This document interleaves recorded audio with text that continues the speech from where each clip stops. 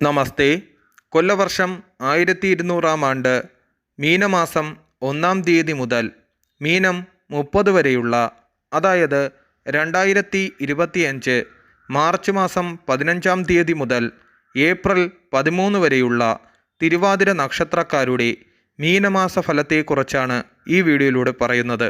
പ്രവർത്തന മേഖലയിൽ മന്ദത അനുഭവപ്പെടുകയും വിദേശത്തു നിന്നും നാട്ടിൽ തിരികെ എത്തുകയും സ്വന്തം നിലയിൽ വരുമാനമാർഗങ്ങൾ അന്വേഷിക്കുകയും സന്താനങ്ങളുടെ വിദ്യാഭ്യാസ കാര്യങ്ങൾക്ക് മുടക്കം വരാതെ ശ്രദ്ധ പുലർത്തുകയും കഠിനമായ പരിശ്രമങ്ങൾ കൊണ്ട് കാലക്രമേണ വിജയം കാണുകയും കടം കൊടുത്ത ധനം തിരികെ ലഭിക്കാത്ത അവസ്ഥയും വിലപിടിപ്പുള്ള വസ്തുക്കൾ നഷ്ടപ്പെടുകയും വീട് വിട്ട് മാറി താമസിക്കേണ്ടതായ അവസ്ഥയുണ്ടാകുകയും ആരോഗ്യകാര്യങ്ങൾക്ക് കൂടുതൽ ശ്രദ്ധ പുലർത്തേണ്ട സമയവുമാണ്.